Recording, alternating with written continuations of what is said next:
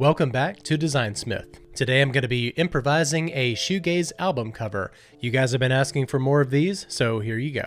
Before we get started, please consider subscribing to support the channel. Alright, and here is our ever daunting blank canvas. I've got this set up as 12.5 by 12.5 inches at full 300 resolution. One of my favorite shoegaze bands is Slow Crush, so that's who we'll be creating this album cover for today. And really quickly, let's take a look at their first two albums. I want to do just kind of an analysis here before we get started. So I love the album cover of Aurora. This is a fantastic album with great artwork. I'm a huge fan of purple, so this is a really cool image.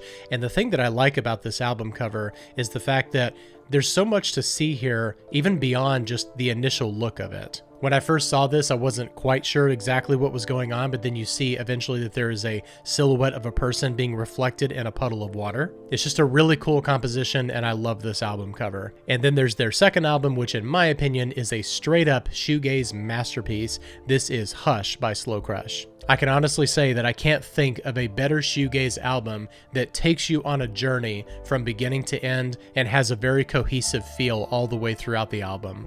It is easily within my top 3 shoegaze albums of all time. And the album cover is super cool. I remember when I first saw this, I was like, what is going on in this image?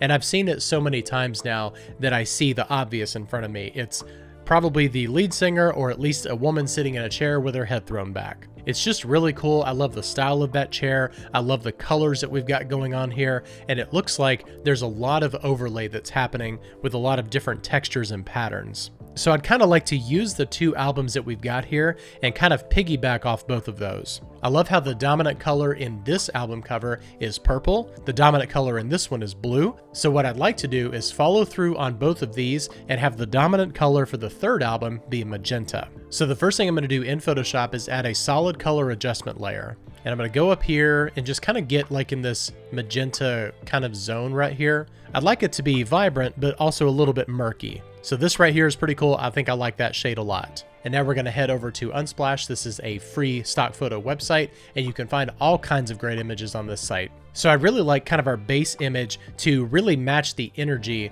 of the type of music that Slow Crush does. And whenever I listen to it, I feel like I'm in a trance. So I'm going to type the word trance and see what comes up here. And there's a lot of really cool images. I think I'm going to select this one right here. I like this image of this woman in this crowd. She's kind of like at a concert or something. So I'm going to drop this down here and I'm going to enlarge this quite a bit actually. So let's zoom out and just keep on enlarging. That looks good. And I want to get it to a point where I do like the composition right about there. And of course we'll still play around with it a little bit. We're going to add some things here and there and just kind of see what happens. So I'm going to drag my color fill layer on top of this. And what I'd like to do is apply this color to the bottom image using a layer style. And I definitely recommend cycling through every single one of these until you find one that you like. Lighter color is really cool because it's really giving off some early 90s album cover vibes. Difference is really cool as well. I think I'm going to go with that. And one thing that I'd like to do, just a small thing, but I want to do a slight rotation here to where she's kind of looking up. I think that would be cool. Okay, cool blending of colors here. And I think that I want to have her just kind of right here, just mostly taking up the bottom left. And I'd like to leave an empty space here for the text whenever we get to that point. Okay, so I really like the overall color that's going on here. The magenta laying over this is really cool. I want to see what happens if we desaturate the image here. That's interesting. It's kind of giving like a green type of look, which really does complement well that green, but I don't want it to feel too Christmassy. So I think I'm going to undo this and kind of bring back that blue. I think I'm going to go with darken here because overall I really do like the vibe that this is giving off, but it is obviously a little bit too dark. So we can go in here and brighten this up a little bit. And there's a lot of different ways to do that, but I like to use the blend if tool. So let's double click on this color fill layer. And what we're going to do is hold down Option or Alt on my keyboard. And I'm going to drag this down to probably around here and just kind of see what happens. I'm going to move this out of the way so we can see that. And then just kind of brighten up some of those areas a little bit where we're kind of getting rid of that burgundy a little bit, but we'll be able to bring them back later. And let's add a curves adjustment layer on top of this. And let's go in and just really kind of bring in some of those areas back again. I'd like to get some contrast, but not too much. So let's bring this over here and kind of bring this over here to this side. I don't want that light to blow out too much on her face. And I think that I'll go in here and just kind of dial back some of this reflection that's on her nose. We'll just get like a little bit. That's good. I like that. And just in case I didn't mention it, I was using the spot healing brush tool, which is J on your keyboard. Okay, and now to bring back this magenta color, let's go ahead and duplicate this. We'll bring it up here to the top, and we'll just kind of change the blending modes around. Darker color is interesting, but it's obviously very overpowering. So let's add a levels adjustment layer directly on top of this, and we'll go in and just kind of bring some of this back. And darken right here is really nice, but I think we need to lighten this up just a little bit more. I'm gonna bring up some of this contrast here, and let's bring up another curves, but we're gonna pin this curve to this color fill. All right, one thing I'd like to do is kind of enlarge this maybe a little bit more, and let's get maybe to around here or so, and let's rotate it a little bit more. That's the great thing about keeping all of these on separate layers, is that you can go in and edit them anytime you want to. Okay, so let's add in some textures on top of this. And I'm gonna keep with our original search term of trance. And I really like what's going on in this image where we've got all of these confetti things with the lights. That's really cool. So let's drop this into here and let's enlarge it quite a bit, because all I really care about is like around here. And I'd like to rotate this because we've got some cool curvature going on. All right, let's cycle through the blending modes and just kind of see what we come across here. Lighten is really interesting. I like that. Let's see, overlay is cool. Soft light is really cool. I like that. Divide is really cool. It's very overpowering though. Okay, I think I'm gonna stick with soft light. And let's add a levels adjustment layer on top of this, because I really want to brighten this up quite a bit. Okay, so around there is looking really cool. And then I'm gonna copy our magenta layer up here at the top. And then let's play around with some colors. The color blending layer is interesting because it turns everything below it that same color, no matter what the color already is. And hue is gonna keep one specific color range across everything. So I really like hue a lot. However, I want some of those blues and purples to kind of show through just a little bit. So what we're gonna do is we're gonna click on the mask of this one right here. I'm gonna click B on my keyboard, and that's gonna bring up my brush. And a 20% flow is pretty good. I think I'll probably lower it down to about a 15 or so. And we'll just kind of click in some areas here to kind of reveal a little bits of purple, but I don't want it to be too overpowering. I think that's a good amount right there. And then I want some kind of a pattern or a texture on top of this to add just a little bit more. And I'd like to pull in a little bit something from nature. So let me see what we've got going on here. Like nature obviously is a very all-encompassing term, but I really just want to be inspired by something. So let's check what's going on here. Let's look for something at nighttime. Okay, this is really cool. I like this a lot. Looking up at the stars from underneath this canyon right here, that's a really cool look, and I think we can do a cool effect here. All right, so let's paste this in here, and I'm just gonna enlarge this. I'm doing everything very arbitrarily, so we'll just kind of see what happens. All right, let's cycle through these blending modes and see what we come across here. Ooh, color dodge is really cool. I love how it's, okay, so right here, we'll just kind of have the star field going across her face. I like how it's covering directly right there on her eye, and then coming out this way. It kind of looks like she's crying almost. But that's just really cool. And I've also noticed that kind of here in the background, we've got some interesting shapes going on. These abstract squares right here are really giving me some My Bloody Valentine vibes from their album MBV. Okay, so now I'm gonna go in and just kind of make some adjustments to the textures that we have brought in. I think that the confetti may be just a little bit strong, so let's bring it down to about 80%. And then with our star field looking up from the canyons, it is looking really nice, but I think that it's kind of a little bit overblown. So let's kind of bring it back just a little bit, just enough to where you can still see the differentiation there in the colors. And I'm gonna grab the image of the stars and the girl and just move this over a little bit, because I wanna have plenty of space to balance out the type here. All right, so because we've taken so many of these images and layered them on top of each other and enlarged them so much, we've got a lot of pixelation going on here. So there's a few different things that we can do to combat that. One thing that I really wanna do on the picture of the girl is have a motion blur. So let's go up here to filter and blur and motion blur. And the goal here is to still make it obvious what you're looking at once you actually see it. It doesn't need to be super obvious when you see it the first time. So let's see what an angle of -45 degrees with a distance of 150 pixels looks like. I'm gonna click on preview here, And that is looking really cool. It's still kind of obvious that it's a person's face there, but I want it to be just on that edge where you're not really 100% sure until you see it. I want it to be kind of like seeing the guitar in Loveless. Okay, I think 200 is a good number, but I'm going to back it off just a little bit down to 180. Okay, so here's the before and here's the after. So that's a great way to clean up a lot of that pixelation that's going on there, but I don't want to do the motion blur to every layer that we've got here. So what we can do is go up to the top and we're going to create a new layer and call that grain and hit OK.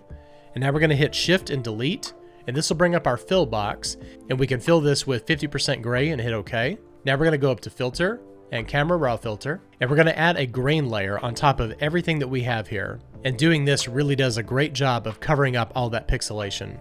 So we're going to crank up the grain all the way to 100%. I'm going to bring the roughness down to about 25, and I'm going to bring the size all the way up to 100. And just hit OK. And let's zoom in for this. So as you can see, we've got a nice soft grain. It's not super rough, but it's a nice and large grain. And normally my go-to blending modes for grain are overlay and soft light. Those are both looking really good, but sometimes color dodge works really well too. Let's see how that looks. Okay, color dodge is really brightening this up quite a bit. So what we can do here is use our blend diff tool as well. So let's double click on the grain layer and let's hold down Option or Alt and just kind of bring this down a little bit. This kind of helps to blend everything together a little bit better. And then this top layer is gonna darken this for us. All right, and the overall color here is getting awfully pink, which is totally fine, but I want to stick to that original magenta idea. So I'm gonna copy this over here on top, and darken is looking really cool here, but I still want some of those pink layers to kind of shine through a little bit.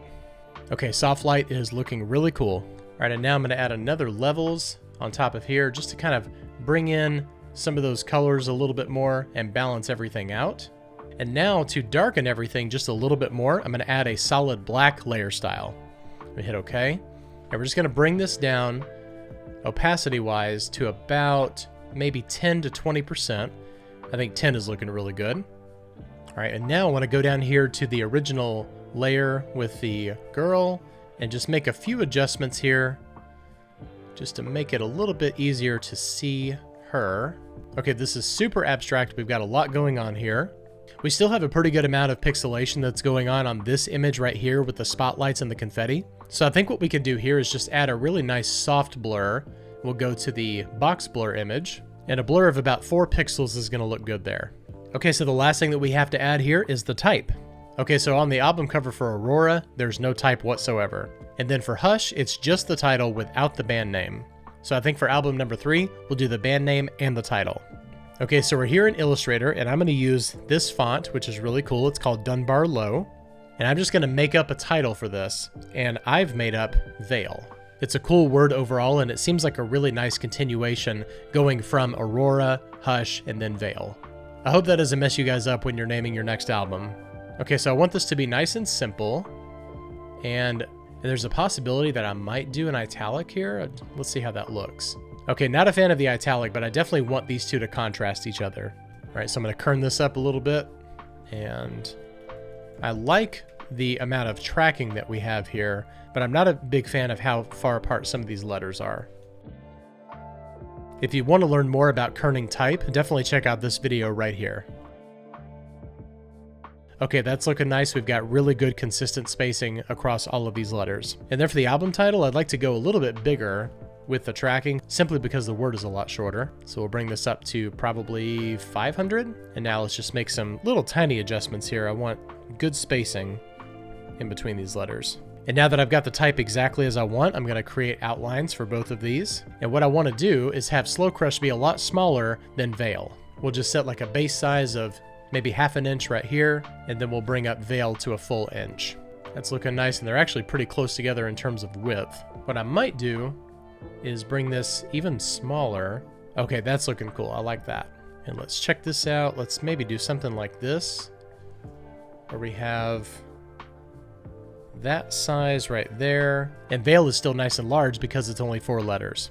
Let's get some good spacing between those two. Okay, so I'm happy with this. So I'm going to copy this, and we'll paste it directly here into Photoshop. And one thing I want to do is set up some guides here.